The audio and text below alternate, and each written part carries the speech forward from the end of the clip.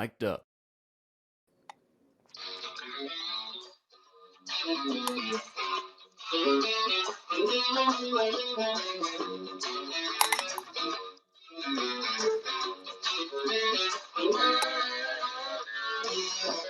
Welcome to the big show, everybody. Hopefully you're able to hear me. Hello. We have today the big show. Boy, do we have a great show for We you. have a big show. We have with us, despite the public outcry against him joining us live and not on a remote, the man, the myth, the legend who doesn't know how many states there are based on his shirt, Daniel Kramer Esquire. Say hello to the folks, Kramer. Hello, folks. And Also known as Kramer. Kramer, yes. U-K-O-E-R. Hopefully we can see the mouth is moving on the bobblehead the same time it moves on the live picture. And then, of They course, look we have oddly alike, don't you think? representing, you put it right in front of your head, it looks like he's in both boxes. Representing Wagner College in the NCAA tournament, the man with the magic hip. Mr. Magic two hips. Two hips. You should see him twerk now. Joe Osty. Last time The he was on, man- it was the birthday show. Thanks for having me back, guys. The man We'll see. cannot get on an We'll airplane have you back without again. ringing the bell. Yes, he has to have a special note to get through the metal detector. And that's exactly what his dates require of him as well. They make him go through a metal detector. So for today's show, of course, we have Adam and me, but, we don't count for shit. Anyhow, I cursed. They're going to be mad at me. I can't believe you just edited yourself. You just got censored. I censored myself. So today's agenda will be our quickie talk about the Yankees. And then we'll get to the topic of the show, which is Shohei Ohtani's favorite topic, baseball sports gambling, him and Pete Rose. And we're going to talk about fantasy baseball. We'll also talk about Ohtani for a little bit. And the plan is to just quickly run through some things and some draft picks and have us pick, for the top 15 players in a rotation. And that's about it for the day. So what we want to start with first is, let's see, anything happen with the Yankees this week, Mr. Kramer? Well, as I've been observing the spring training games, just three things came to mind. I'm encouraged by the type of contact that Volpe is making. I'm also encouraged that Stanton is making as much contact as he's making. And I'm also encouraged by Luis Gil, the way he pronounces it, the way he's pitching. The stuff was never in doubt, but you know what? It looks like he's fully recovered, and he's the favorite for the fifth spot. And the only other note that I will say is I think there's reports that the Yanks have re-engaged in talks with Montgomery, and there couldn't have been better news because he still is the best fit. Hopefully they'll work something out. Mr. Osti, you That's think good that stuff. anything happened for the Yankees this week? Well, I'd have to disagree on the Montgomery aspect. If we didn't go after Snell at roughly $30 million, and that with that 110%, tax, it would be $62 million if they paid the $30 million. I mean, Montgomery's going to want between 20 and 25 million. So, even if it's a 1-year contract, a pillow contract, they're not going to spend $45 million, for 1 year for Montgomery. I mean, I like the guy. They never should have let go. He was a big lefty. He doesn't throw especially hard. I think, like Kramer was saying, I go with Gil. I go with him. I mean, even Beater. As a fifth starter at the beginning of the season, they're not going to probably pitch, the fifth game. They even have between rainouts and whatever. It may not be able to be used until well into April. So I'm dead against getting Montgomery back. I will say this to you guys. You guys need some math classes. 25 million to the Yankees is actually 52 and a half. 52 and a half. And the 30. Well, if it was 20.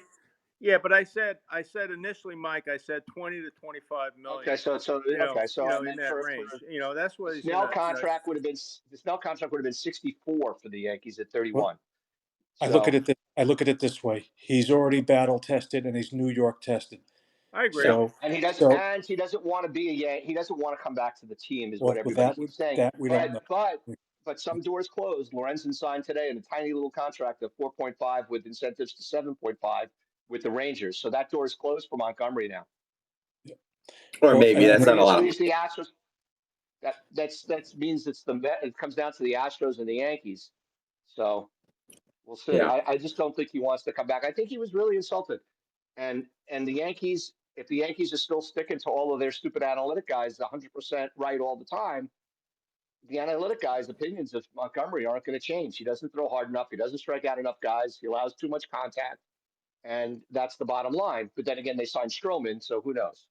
but there's more I would information. really like the Yankees to stop doing what they do when they let go of these guys. They have to always justify why they're doing things. They should just shut their pie holes and just say, "We like this player. We like that player. We've made a trade. Thank you very much." But they always do this. They make a deal and they explain what was wrong with the other guy, and that upsets people. It upsets these guys. It sets up bad relationships. It's unnecessary to burn a bridge. It's just like a player going and blasting the Yankees when they leave.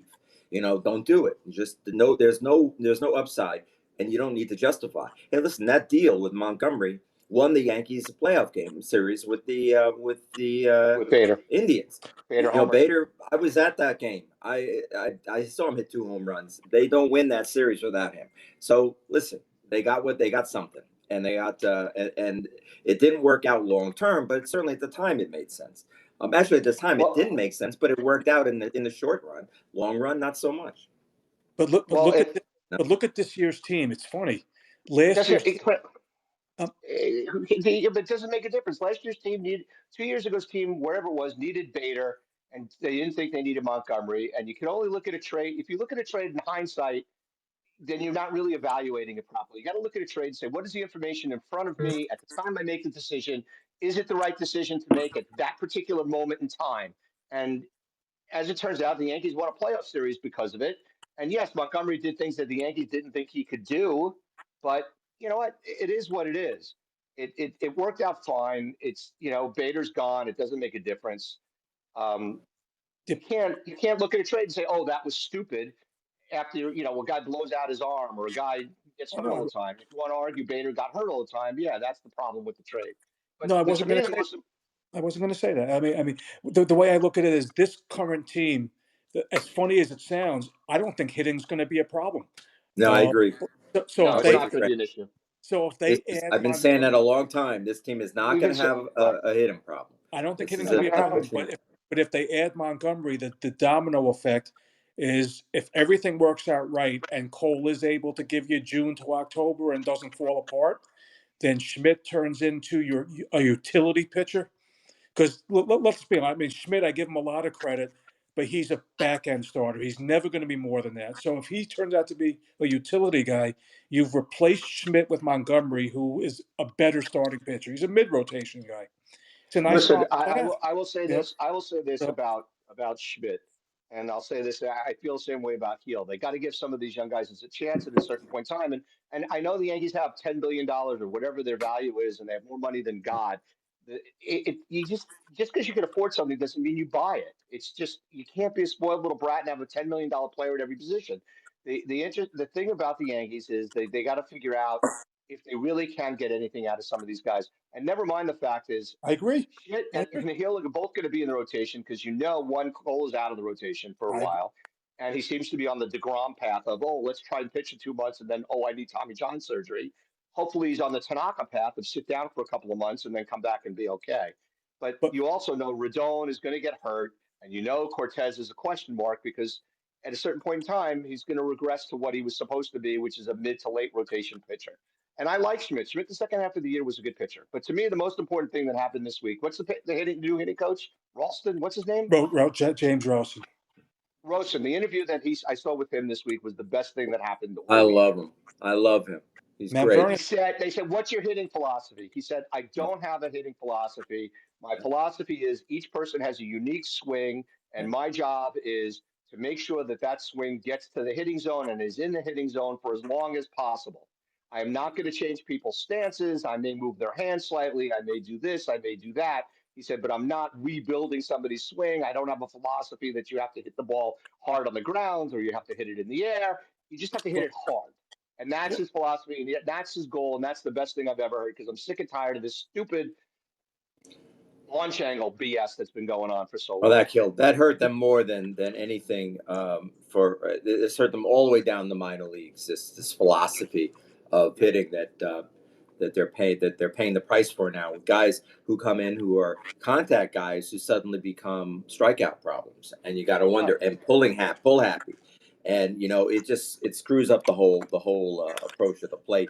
And I just think it's great. Open minded is smart.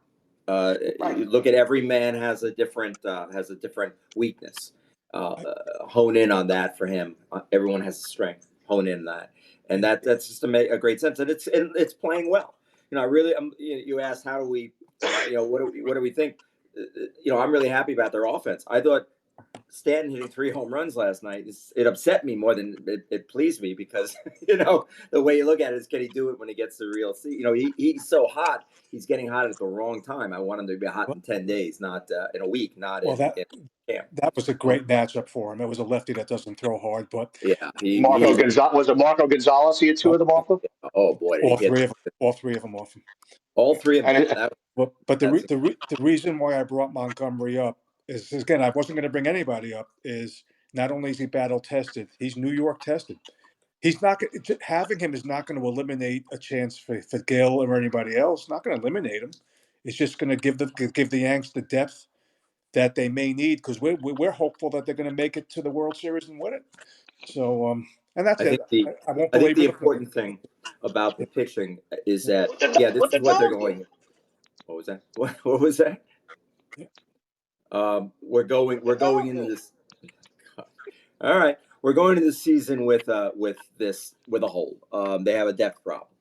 The question is, who's gonna rise to the occasion? We're talking about depth Montgomery problem. he doesn't want to come back. It's meaningless. He doesn't want to come Forget back. it. It's not happening. So the thing is, who's going to be the one who steps up? And that's what I think is going to be.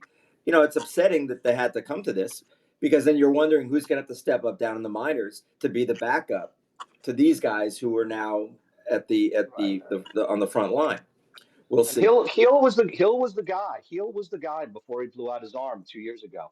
I like him. I mean, there's nothing that's like. What I don't understand is I was watching Birdie pitch yesterday. The guy's 31 years old. Where the hell has he been? He's only pitched 20 innings in the majors, and he throws 100 miles an hour. No, he has second round in 2014. I mean, he's no kid, and you're right. He was throwing upper 90s. Extensive injury history. If you read his profile, I mean, bad injuries, extensive. Yeah. Well, if you look at his minor league career, he averages more than a half a walk in an inning. That's right. But he has like 170 strikeouts in like 120 something innings.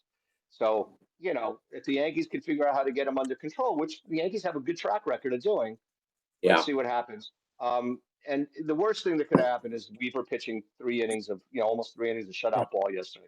If he's the 5th starter, you mean Weaver? You said Weaver? Yeah, Weaver is the 5th starter. The team the guy's had a 6.4 or higher ERA 3 years in a row. Yes, he pitched well out of the pen for the Yankees last year. Keep him out there. Let him be your innings eater. And then the other thing is did you see King this morning? Got hit. He got hit hard. Yep. Yeah, he got 3 runs. So, all the guys who went in that trade so far have gotten hit. Peralta got hit. But it's not the regular season yet. One got traded already, so that's even funnier. That's right. That's right. Yeah, Thorpe went to the right side. Thorpe got hit. Yeah, but he's, Thorpe wasn't. He's not ready. So let's talk about Ohtani. So for those of you who live under a rock, it came out yesterday, right after the first game of the season. Ohtani's interpreter he was under investigation and nobody knew. And he did an interview with ESPN, which they played, where he said that he got himself into a hole of $4.5 million of gambling debts, illegal gambling debts, and that Ohtani bailed him out by sending the $4.5 million to the illegal bookmaker. Within 2 hours after that, Ohtani's lawyer came out and said, no, that's not what happened. this guy stole $4.5 million from Otani. So that's all that's happened so far. And now everybody, obviously, as we're about to do, is going to speculate on what the heck is going on there. But one thing that came out this morning, we talked about this briefly before the show, on the game this morning, the ESPN guys, who, by the way, were Koravich and Perez, were unlistenable. They did have on a guy who used to be an interpreter for Major League Baseball and went back to Korea to be a broadcaster. And he talked about the role that interpreters play for players who come to the United States who can't speak English. And he specifically mentioned the players from Dominican Republic, Venezuela, and Japan. And he said that these guys come to the United States, and his situation was he was here and he was hired as an interpreter. But one of the things that he had to do was go around with the players on his particular team that he was assigned to, or was signed by, and help them open bank accounts, sign lease agreements, or buy houses. And he had access to players' bank accounts, and he had access to everything that a player wanted. He had access to his Twitter feed, he had access to his all his social media, but he also had access to the guy's money. So it is possible that this guy did steal the $4.5 million, even though it is definite that the wires did come from Otani's accounts. Nobody's denying that the wires came from Otani's accounts to pay the debt. It's a question of whether or not Otani knew, and whether or not Otani knew it was for illegal bookmaking. And then, of course, the bigger question, which really is just underlying, and there's absolutely no evidence, is was Otani betting? That's the other piece of it. But that's really way out there in speculation land. What do you guys think of this whole thing? Well, it's obviously going to be a CYA. Not only from the lawyers, Otani's lawyers, but also Major League Baseball. This guy is essentially now the face of Major League Baseball. The last thing they want is for this guy to go down. So they're going to cover this up as much as possible. The Dodgers already have a muzzle on him. They won't let Otani talk. At least that's what I just heard today. I'm not allowed to talk to the press. So they're going to cover this up as much as possible. You guys are all lawyers, so you know how that goes. You don't want your client to talk. I mean, and he's not going to say a word. Well, of course not. He doesn't have an interpreter. Right. He's going to say no hablo inglés is what he's going to say. That's my point. It's not going to be hard for him to shut his pie hole. But Otani, put it this way, up until this offseason, Otani never talked. I mean, think about it. The guy got married and nobody knew. He pulled a Matsui on that one. By the way, she's freaking gorgeous. And she's a 6 foot, what is she, 6 foot 6'3" or something basketball player. I mean, she's freaking gorgeous. Anyhow, they're never going to let him talk, and he's not going to talk. I will say this before we go forward. We already got somebody chiming in who must be listening live, and it's everybody's favorite Yankee, Frankie the Yankee. And this is what he's got to say, similar to what Mr. Oski said. So what's the money line on the commissioner stepping in and addressing this Otani issue? He's in line. He's in line with what Oski said. Well, I spoke with Frankie, this afternoon. So we already hashed this out. So. Oh, so he's a plant. You're planting guys. No. If anything, Frankie always brings up great topics and great insight. So what he says is right. What do you think, Councilor Kramer? What do you think? As far as the commissioner, he won't do anything. Well, just Otani in general. Forced. But as far as the issue is concerned, I have to give Otani the benefit of the doubt that he's not involved. But if he is involved in any way, it's devastating for baseball.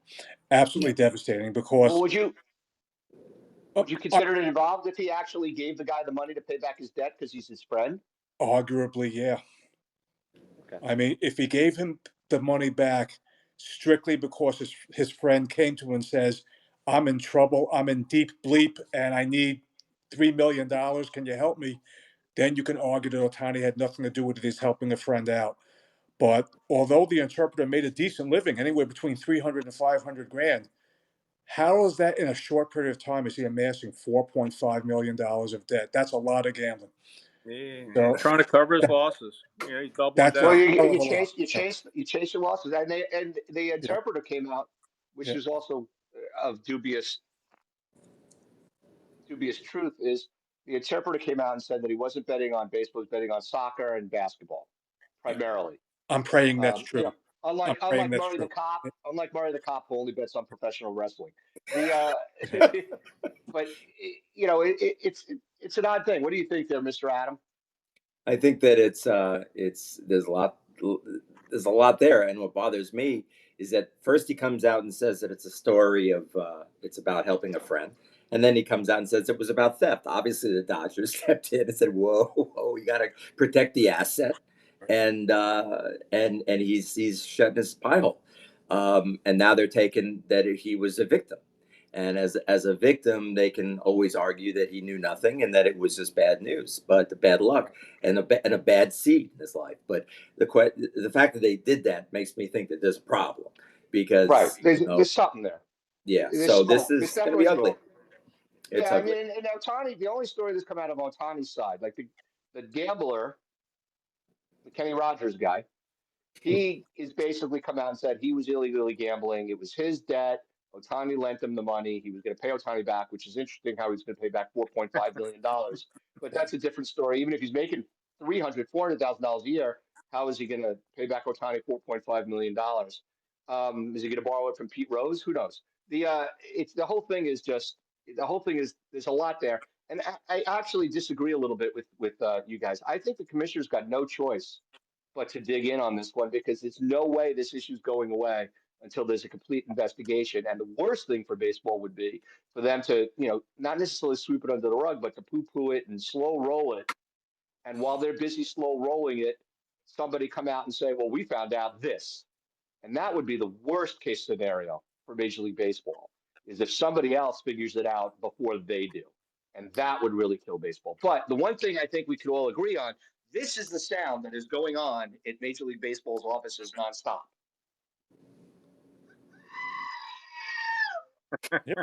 We need some Good better. one. We need better stuff. I know we need better sound effects. Well, that's all you got because you don't do any of them. So All right. anyhow, Is that a challenge? I'll be happy to grab some. yeah, I yeah, will yeah. make You that part of our next show. I will find grab my. whatever you want there. You got your screaming sheep. You think that Major League Baseball is doing anything except screaming sheep?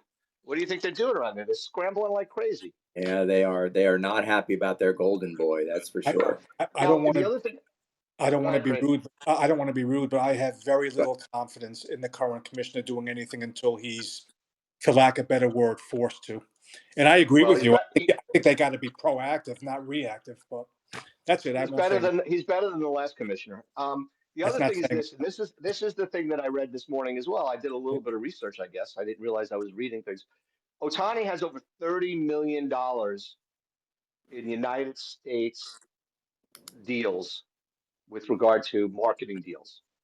The second highest player is Judge at 7 million. hmm, Yeah. So even in the United States, Otani's the man. that's incredible. Now, if he has a Nike contract, I don't know, and they're doing more advertising in Japan than they are in the United States. I don't know if that marketing contract counts as U.S. money or not, but he's got like $30 million in endorsement deals, and Judge is second at 7 million. So take it for what it's worth. Yeah. All right. So the topic of the day, and I'm sure Otani's listening so he can get the lowdown, is fantasy baseball, which used to be called rotisserie baseball. We're doing a very simple conversation here. We're not looking to get into the nitty gritty details. Kramer is probably the most idiot savant type fantasy rotisserie baseball player in the history of the world. So we're going to have to rein him in because he's got more knowledge in that feeble little brain than any human alive. And we really do emphasize the word idiot in that the idiot Yes, savant. and feeble, and the marbles rolling around his head. So we're This just is a looking fact. the basic stats that we're using are looking at for players is errors. No, we're not doing any defense whatsoever. We're looking at offensive stats and pitching stats, runs, home runs, RBIs, stolen bases, batting average, and OPS. And on the pitching side, we're looking at wins, saves, holds, whip, and everybody's least favorite stat, ERA. So it's the basic stats that novices like me and Adam, and to a lesser extent Joe, because this is the same league that me, Adam, and Joe are in. Which, by the way, Joe finished second. I finished third. He beat me this year. Adam, because his son decided to get laid, dropped in the standings and his assistant. Whereas my son lives with his girlfriend. He's not getting as much, I assume. So therefore, my teams seem to settle in near the second and third place positioning and never drop. So those are the stats we're looking at. What we want to do today is pretty much go one by one, have each of us pick a player as who would be at the top of their board. This is irrelevant. We're not like we're saying that this is your team, Kramer. So if you have a shortstop, don't pick a second shortstop. We're just going to pick the top 15, we're going to pick the top 15, 16 guys. We'll pick, 4 guys each. Each guy's going to pick one guy, and then we'll talk about that one guy a little bit. So, Mr. Kramer, since you are the expert, we're going to let you we're going to make you pick the fourth because that is where the tougher pick is going to be. We're going to let Mr. Osty pick first this week. Mr. Osty, who would be your first pick in the fantasy draft? Well, by consensus, with all the rankings, Acuna is ranked number 1. I have a little bit of an issue. Now, he had a tremendous year last year, MVP, stole 70 some odd bases, hit, well over 40 home runs, scored a ton of runs, RBIs. It's crazy. But I'm a little concerned about injury. Now, he came off his ACL 2 years ago, had a wonderful year last year, but he has a torn meniscus in his knee. Now, they're saying everything's fine. Well, the meniscuses don't heal. They fray and they stay in there and they're aggravating. So I see a regression, definitely on his steals, and probably his average is going to suffer. Which, if his average suffers, everything else suffers. His OPS, his on base average, his hits, all the categories that we have, his runs, scored, RBIs. Anyway, my top pick is between Mookie Betts and No. Juan Soto. There's no. You just pick a guy. You tell us who your guy is. Pick one guy and tell us why he's there. None of this. This is why I didn't pick this guy. You're up. Pick who you picking, Osty. All right, I'm going to pick Mookie. Why are you picking Mookie? He's always been consistent. Hasn't been hurt. He plays between 158 and 160 games a year, and he runs. He's a leadoff for the best team in baseball. He's going to score a ton of runs. He hits home runs. He's already hit, I don't know, he hit 2 home runs in these 2 games that they played in South Korea. I think he only hit one. One. A one? He hit the first one. But he's got like 6 RBIs today. I mean, the guy's, right off the bat, offensive category, day one next week when we set this thing up, he's going to be, right at the top. So he's just been consistent. I've always liked Mookie Betts, and I'm a little afraid of Acuna.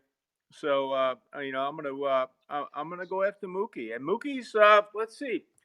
ESPN has him in the rankings. You have him in the top 3. Everybody's going to have him in the top 3. What I like about average. We're going to go through the 3 of us. The 3 of us will go through now and just say what we like or don't like about Mookie. Okay, go ahead. I have him 3rd. I have him 5th. Let's just say, from my perspective, what I like about Mookie is what Joe said. Really is he's playing over 140 games every year. So, he's the leadoff hitter for the team that's got hitting behind him. He's got Ohtani and Freeman and Smith, and it's just a nonstop parade of hitters. I also what I like about Mookie is while he does strike out 100 times, he walks almost 100 times every year as well. Plus, he's going to steal bases. And now that he's a shortstop, most leagues have him eligible for second base and outfield, and now they're going to have him eligible for shortstop. There's few shortstops or second basemen in the game that are going to put up close to 40 homers, knocking 100 runs, and probably steal in the neighborhood of 25 to 30 bases. So, that's what I like about the Mookster. Kramer, what do you like about or dislike about the Mookster? Okay, short and sweet. The reason why you can argue taking him first is position eligibility, second, short, outfield. The best argument against taking him first is very simple. He's not the best player. Okay. Adam, what do you think? I like him. He's a winner. I like the way he handles it. His offense is a spectacular player. I can't say anything bad about Mookie Betts except that he was a Red Sox, and I think the only thing I like about it is he's not there anymore. But I do there's nothing. He's just a great player. Health is the question is health. Can he stay healthy? I think he's been showing he can, and that's the key. And the thing about him is where he is with Ohtani now. Having those guys next to each other, it's kind of the way I feel about Judge and Soto. Those two together in a lineup, they're going to just feed off of each other. So, all right, Adam, you're going to pick second here. Who are you picking? I just love Ronald Acuna. I love Acuna. I love the combo, the raw power and the speed. 73 stolen bases last year, 41 home runs. You just don't have that anymore. You just never have those kinds of numbers. 337. This is a triple crown threat. If anybody's on base for him, he's going to drive in 150 runs. So it could be one of those years where you have a guy who could not only steal 80 bases, but also win the Triple Crown. So it's a tough. There's a lot of players who can hit a lot of home runs now. Ohtani is going to hit more than 40, so he's going to be in a battle in the National League for that. But I like Acuna a lot for that, for just all the things that he does well. So, yeah, I like Acuna. He's another guy. He may strike out 100 times, but if you look at his career, he's striking out 100 times, but he's also walking. Like last year, he struck out 84 times and walked 80. That's So he's incredible. figuring out the strike zone, and he's getting better at that every year.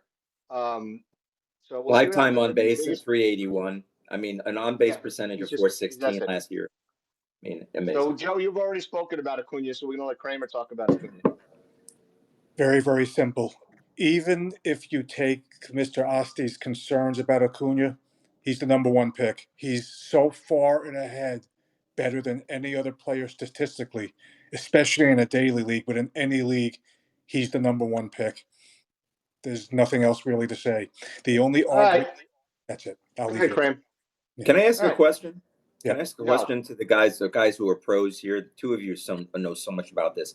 Do you ever, when you draft, go outside of the sort of the first five? If you ever you go in and you get those 10 players, at that point that you can pick, they're in that sequence. Do you ever go outside the sequence to just get a guy that is just going to have a great year because he just the stars are going to align? Do you stay in those 1 to 5 numbers that you have to choose from and go outside of it, or do you go outside of it when you can? Kramer, you seem to go outside the numbers. You don't go outside too much in the beginning because it's very simple. You can lose the draft in the beginning, but you rarely win it with your first few picks. You win drafts with the middle, and when you pluck someone in the 20th round, that's how you win it. I mean, that's how you. So I That's a don't good really go out of the comfort zone the first few rounds, but if there's someone that I like that's an upside play, I'll take him late. Yeah, Absolutely. because I always No, find it I amazing couldn't agree closers are so more. late. Yep. Say again. Go ahead, bud. No, I couldn't agree more with what Kramer just said. Also, you got to remember where our draft pick is. Kramer's in a 16-team league. And he already knows his ranking, but we don't. We won't know it until 6 o'clock on Sunday night where we pick. But the first 10, you're not going to go wrong with the first 10 that are here. I mean, you pick any Right. of them, they're going to be throw a dart at any of these guys. They're As all long going as to they be don't get hurt. As As long as long I'm as they don't get hurt. exactly, and that's that. I'm always concerned about that. I mean, look at McLean. Look at these guys that just I had McLean way high. I mean, he was just with Cincinnati. And he's out for the season with shoulder surgery. So I mean, guys are going down left and right. We still got another week of baseball before the season starts, and more guys are going to go down. Is he out for the season, McLean? I thought he was going to be like Peraza. Is he out for the year? No, I heard a report that he's going to have season-ending surgery. All right. So we're talking about going outside the numbers, and since I'm picking third, I'm going to say this. There's several reasons why I'm picking this guy. One of them is I never have enough Yankees on my team, but I'm picking Soto. Soto, yeah. I think hitting behind Judge, hitting in front of Judge, hopefully. I think he should hit second and Judge third. I think he's going to see so many more pitches. I don't necessarily think that he's going to hit that many more home runs, than he hit last year. I mean, he did hit 35 last year. I could see him hitting the same number. I could see him knocking in more runs, especially if Volpe has a better year batting in the 9 hole. Granted, the Yankees don't have a leadoff hitter, but Judge is behind him. He's going to see a ton of pitches. And I just want to have a Yankee. And I was really choosing, to be honest, I was choosing between him and Judge. What do you guys think of Soto in the 3 hole? Guys, You know, the normal rule of thumb in fantasy leagues is bet with your head, not with your heart. Soto at 3 is, I love him. He's a little bit of a reach at 3. But I love the player. But it's okay to take someone like him if you make up for it with your second pick. If in an on-base percentage league, you can justify it more because the guy's on-base percentage is going to be 410 to 415. So Yeah. you can justify. It's not a terrible. And our league, the chase for the money in our league is absolute zero. So Yeah, I know. So it's all about pride here. if it's So about pride, then that's it. it's no problem. It's What do it's a you? reach, but it's not a terrible pick, but it is a No, reach. he's a top 10 player. He's not. I agree. He's a reach. I mean, there's other guys that I like, especially since he's an outfielder. So Adam, what do you think? 162 games played last year. That's right. I mean, the guy is a tank. Tank from the left side. He's going to complement Judge in a way. Judge is going to have this. If Judge is healthy, he's going to have an insane season. He's going to have an RBI. They're both going to help each other. It's going to be a great year. I think it's a great pick. But I love his approach at the plate. There's nothing like it. I love the ball. I love he takes pitches. He never swings at a bad pitch. I mean, that's what you just never see that. It's just a throwback to another time.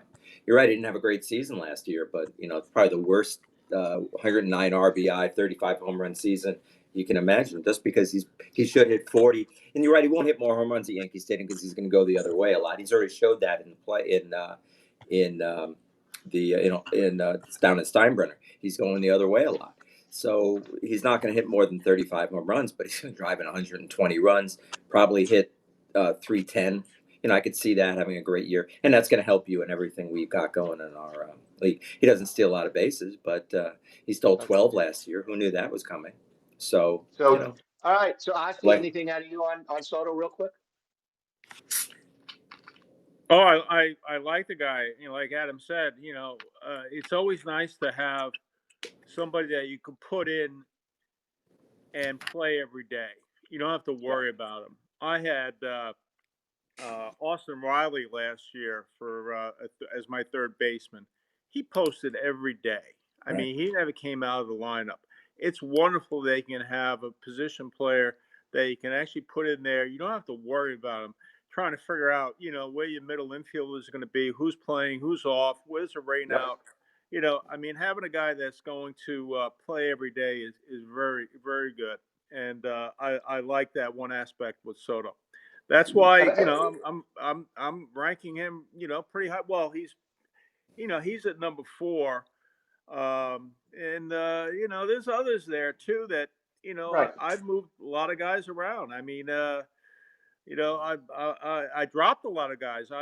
My philosophy on starting pitching is don't go after starting pitching early in the first, at least the first 3 rounds. And maybe after the 4th round, I start picking up pitchers. I mean, the guys, they're flighty. They can have good years and bad years. And last year, I really had a struggle with my pitching staff. Eventually, it turned out well, but I had Robbie Ray was a Cy Young winner last year. He went down in the first game, so. I mean, I had Nestor last year too, and he went down. Well, I think he pitched 7 or 8 games, and he went down. So, starting pitching is the only pitcher that was an worth issue. the only pitcher that was worth picking early is not worth picking early right now because he's out. Cole. Yeah. And I was going to ask you that question. There are no pitchers. If you look at the ESPN rankings, there are no pitchers until Spencer Strider at 14. And I'm wondering what is going. Is that the rule now? Are they now moving the best pitchers out, or is it because Snell is because he's a starter, he's not going to be playing for a while, and Cole are out? Is there just nobody anymore that's considered a top 10 pitcher anymore? At least I don't think there's in the anybody. rankings. I don't think there's anybody right now. Wow. So, all right, Kramer, you're up at the 4 hole. What do you got? Well, while it's tempting to take Aaron Hicks with that pick, I'll resist.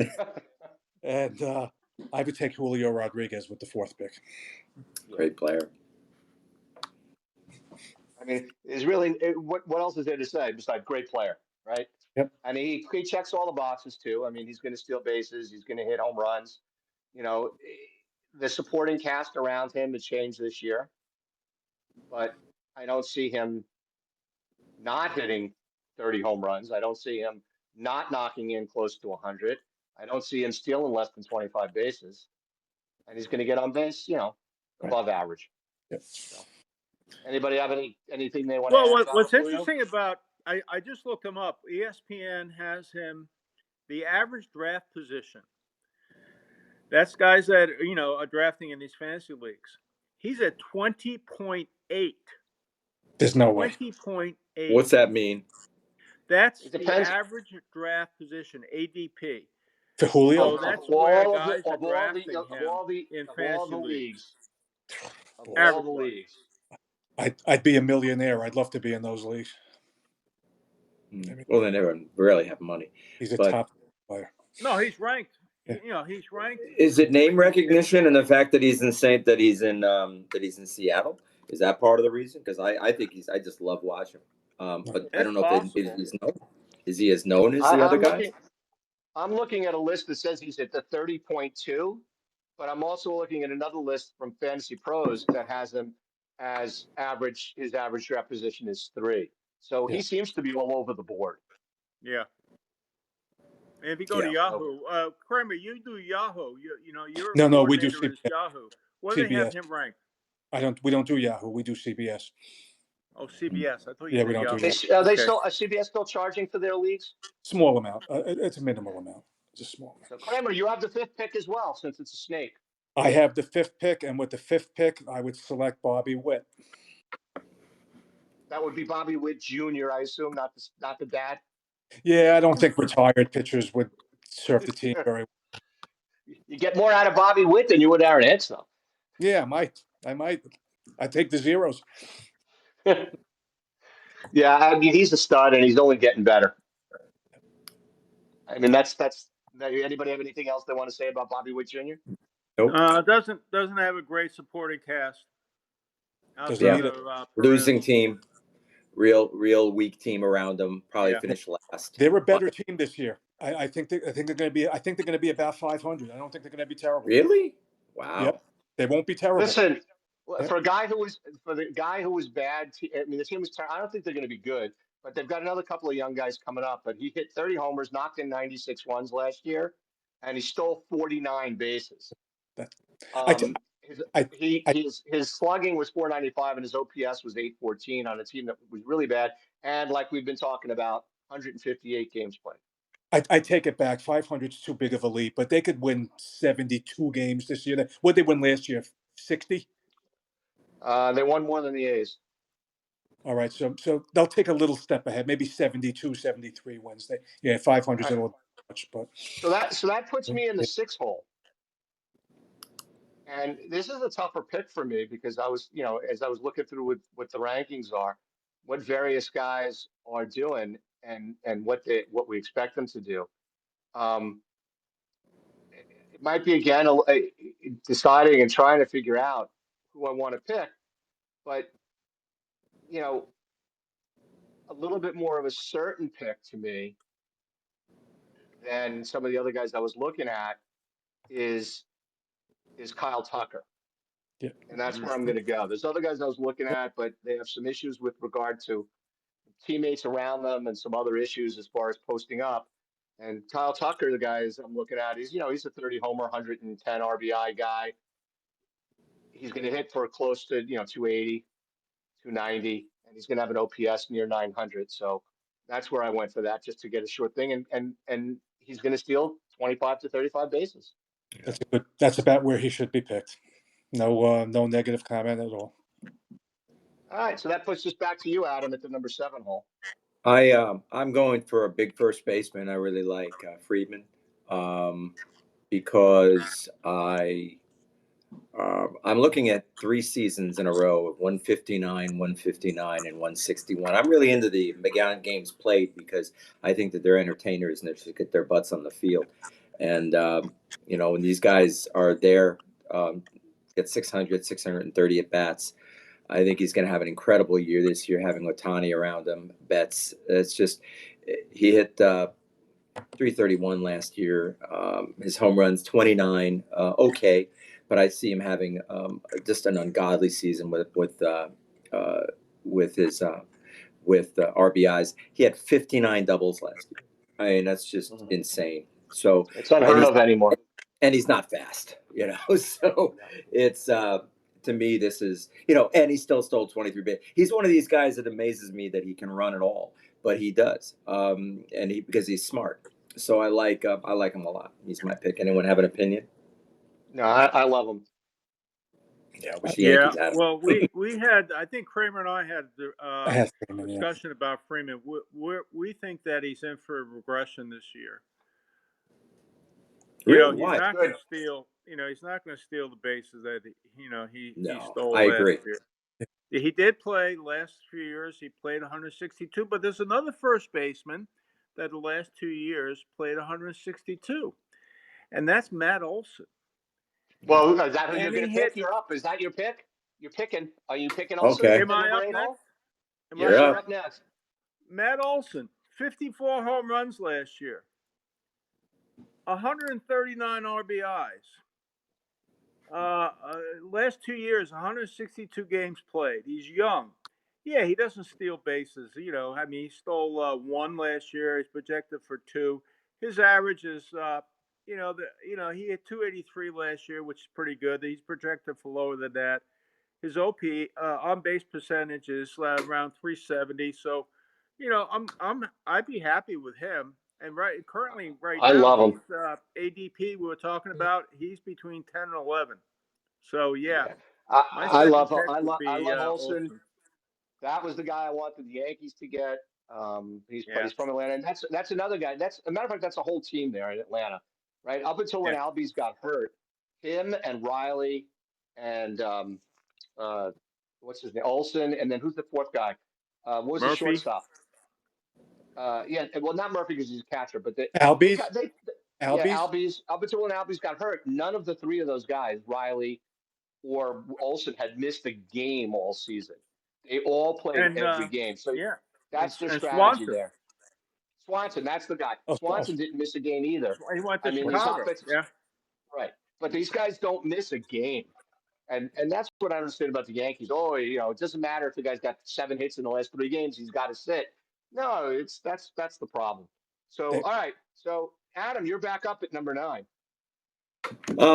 Has anybody picked our big center fielder? I can't go No, a season without having a big Yankee, and it's just because I'd be bored if I couldn't enjoy the extra uh, excitement of a Yankee home run or a Yankee win or whatever. So I really like Aaron Judge this year, and again, it's a hard one for me because he's a disaster waiting to happen.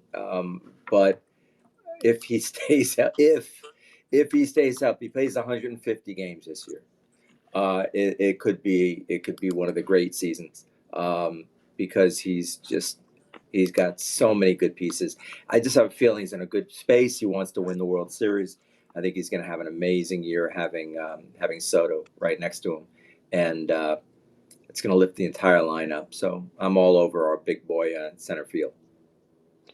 I love him except for the injury. I mean, I would have picked him. I was choosing between him and Soto, and it came down to Yeah, that exact issue. yeah, it's hard. So, and me at the 10 pick, I'm going to take a gamble here, guys. Guess who I'm taking? Hmm? Guess who I'm taking? I'm gambling here. Who am I taking at number 10? Shohei. I'm taking Shohei. Oh yeah. Shohei, even uh, though he's not pitching. Even though he's not pitching, he's going to hit 40 homers plus. He's going to knock in near 100 runs. Totally He's going with to you. hit 300. He's going to get on base over 400. He's going to have an OPS near 1,000. I know he's going to be a DH. I don't care. Those are and he's not going to miss the day after he pitches like he did. So he's post up. He doesn't get hurt other than his arm, and he played 157 games in 22, 155 and 21 and 135 last year because he had to sit down because of his arm. The gambling is the question mark for him, but Ohtani, he's just too good to let it go. Yeah. No, In a league that's that about doesn't where. look at anything. What can you say? You're totally right. I had him last year. I loved having him last year. The only thing I didn't like about having him was a rule that we couldn't. He so many games he hit and he pitched. I couldn't count on him as I couldn't enjoy him in. I had to pick one way or the other, and it was upsetting because I would lose all that offense. It seemed that every time he pitched, he hit 2 home runs. Drove me crazy.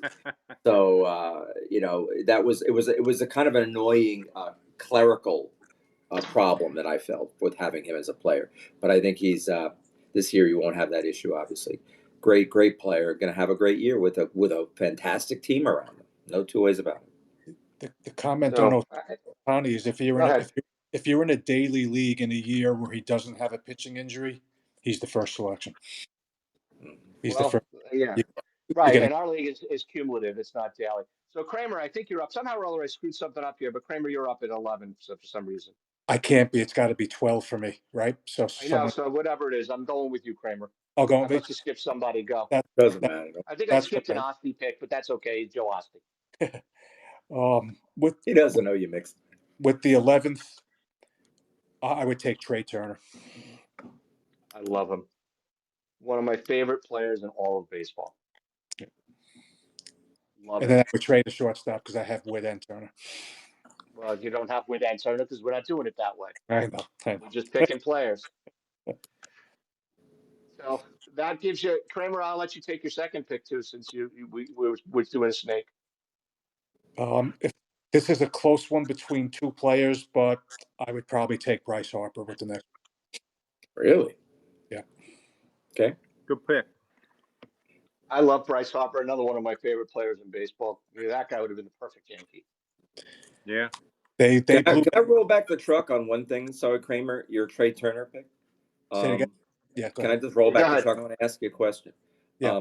Did you know? I was amazed to see, as great as he is, and as many games as he plays, he had 150 strikeouts last year. Is that surprising to you that he strikes out so much? That he's always struck out a bit. The number was higher last year, but I'll give him the benefit of the doubt that the second year in will. First year in Philadelphia brought him down because he only hit 266 last year. That's the only thing that's got Right, me his worried. batting Whether average and his is he OB. regressed? Right. There was another player I passed up, which I shouldn't have, but we'll see Well, if you one. could have picked him on the next pick, Kramer. He had back-to-back picks, so Yeah, I know. I we'll see should. what happens.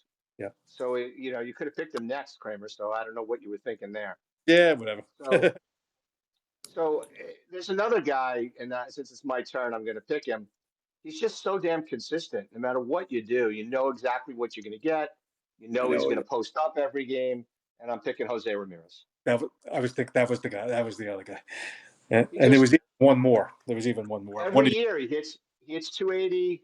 Every year he hits 30 home runs, 25 to 30 home runs. Every year he knocks in runs if the Indians could get anybody on base.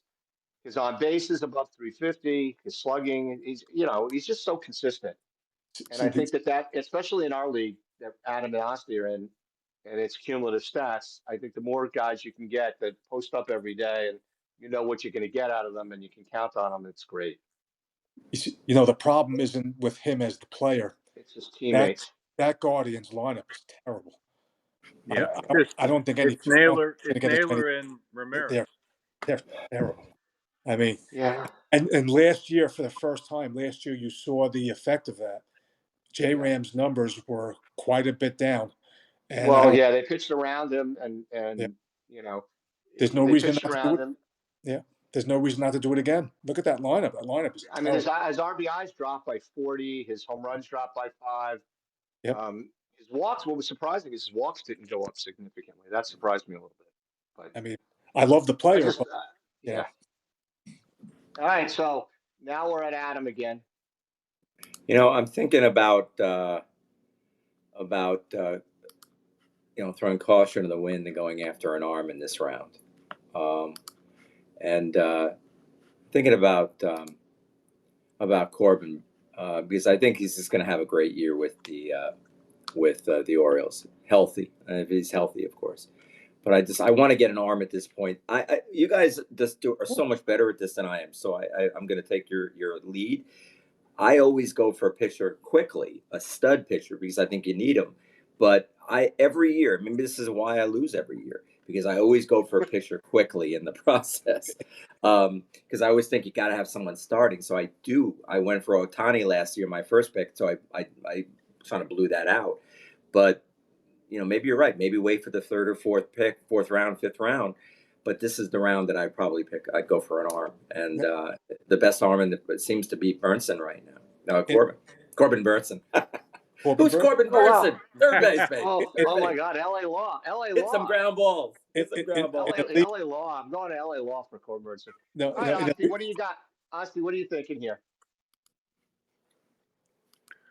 Asti, you get 2 picks here, and then this is the last time you're going to pick. Oh, 2 picks? Okay. We're Fernando going to wrap this up pretty quick. Everybody's, I mean, he's going to have a phenomenal year. Tatis, Corbin Carroll, I had up there Him as too. well. So, so those are your 2 guys? I would say, yeah, I'm going to stay away from Seager. Ramirez, I'm going to stay away from just because of the supporting cast. He only has I already picked Naylor Ramirez, so you can't pick him anyhow. You can't pick him anyhow. So Adam, you're up next. This is your last pick for today, Adam. What are you thinking? You stole my guy, man. I was liking him. I was kind of liking Corbin Carroll for those stolen bases this year, because that's a weakness I always have every year. So kind of torn. I'm thinking just because I want to watch him, and I like to have him. I like to see Alvarez. I'd like to see him just because for once I'd like to enjoy something good happening with the Astros, because I can't stand it otherwise. But I kind of like him a lot if he's healthy. The only concern again is his injury history, and I heard he's hurt again. So they said he was out on Monday, so I haven't heard any news since. But he's playing 114 games a year. It's not too, but every damn game he hits a home run. He played 114 at 31 home runs, driving 97 runs. He missed a third of the season. I mean, it's ridiculous. So I had him that year that he came up, and I picked him up while he was still in the minors. And Max, my son, was yelling at me, and I'm like, "Trust me, he's going to be that good." And he was. Yeah, he's that good. I mean, he hits 300.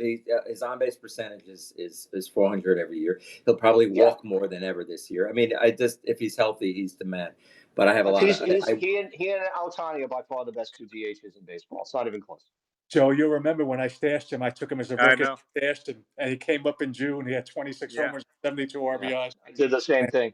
And how do you guys feel about stashing players? Do you think it's a good idea? Like, would someone stash Cole this year? Absolutely. In a league of your size, it doesn't matter that much, but in a league of my size, you have to do it. You don't have to. I'll tell you right now, if Cole's around toward the end of our draft, I'm picking him. I'll just put him on the IL and let him sit there, because we have 5 IL spaces. So last year I stashed Harper, and nobody wanted him because he was hurt. He's coming back from Tommy John, right. And I think this guy's going to be a bulldog. And he came back beginning of May. I only lost him for a month, and he had a whole year. Yeah. So and he got a new position too. So all right. So my last pick, I'm going to pick the last of the Braves guys. I'm picking Albies. Again, he posts up every game, except then he got hurt at the end of last year. But even last year, at 148 games, 33 homers, 109 RBIs. Only 13 stolen bases, but I mean, again, he's got no PS, near 850 and slugging over 500, and he's at a premium position where that kind of offense isn't really available. And I just love Albies. It's a good move. Let me ask you a question. Do you guys ever feel just sort of going out of, just picking? Have you ever picked just a year where you just want to have guys you want to watch, that you want to see every year? You worry less about them being ranked and quality. And if I can answer that, it's a great question. I do have that, I do admit it. I have that in the back of my mind, but I won't reach for the player. If 2 players or 3 players are equal, I'll take the one I want to root for. But I never reach for the player. In other words, I'm not going to take Volpe with the 3rd round pick because he's the Yankee shortstop. That's just insane. But I do like I do try to take players on teams I like. And my comment on your last two picks, I love the Alvarez pick, but the Burns pick, yeah, there's someone. The idea for the pitcher was good, but it's the wrong one. Take And I Strider. know which I just one. where are the Kramer, you're up pictures? last. Take Strider. Strider. Oh, Strider's the guy. definitely Strider. Yeah. Strider's the number one pitcher now because Cole's out. And Kramer, you have the last pick. Is that your pick, Strider? No, my pick would be You Austin. go, yeah. Austin Riley would be my pick. Yeah. So you go with more of these guys that post up. And, the big thing for me, and I do try and win our league, even though it's for no money. But I do, I picked Soto third because I was like, hey, I like watching him. And I love Soto. I've had him, I think, 3 out of the last 4 years in our league. He's a player I love having on my team because you just know what you're getting. And that's ultimately what it comes down to, is knowing what you get. I still can't figure out why this guy that's in our league wins every year. I was looking at his teams the last couple of years because you can look back. And I'm like, he does a good job in picking up the guys, like he picked up McLean from the Reds last year. He does a good job of That's picking up those guys during the thing, and that's in our league with only 10 that's the teams. key. If you have an opportunity to do it, you might as well do it. So Last One little. year, James, you asked a question, Jamie. You mentioned earlier, Jamie got off to a great start last year, and he did. But what happened was, he was a mess because he was out the day, so he got snagged, or what it's called, auto picked on Yeah. the Oh. draft day, and he was horrified. He was angry at me for days. I was like, he said, because why wouldn't you guys change the day? It's because you're one guy and there's 9 other guys. We right. go with when we all can go, not you. And so he was mad about it, but he ended up doing an incredible job in the first week or two of just rebuilding his entire team. And then he really had a good team, and things were going great for the first half of the year until, Hey, you're right, he listen, met a girl. I'm in New Jersey, and I'm flying home Saturday because our draft is on Sunday. I told Michelle I was originally supposed to go Priorities, home man. last. I was But supposed to go home last Sunday, and once I had changed my flight, I got to play baseball with Adam on Sunday morning. I got to go to the Ranger game at the Garden against the Islanders with Max, which was a blast. I let Max drive home from the Garden, which he had never driven in New York City. He's driven in San Francisco. And, it took us a half hour to get out of our 6-story parking garage. And then the parking garage was on 30th between 7th and 8th. And it took us a half hour to get to the Lincoln Tunnel, which was 3 blocks away. And Max was amazed. Within a block and a half, though, he was driving like a New Yorker, so it was very impressive. He was like, "What?" First, he's going, "What the f is that guy doing? What is that?" And then next thing you know, Max is doing the same thing. So I was a very proud it's father. genetic. It's genetic. He knows I was a proud father. Once a New Yorker, always a New Yorker. It stays in the blood. True. you know Yeah, what?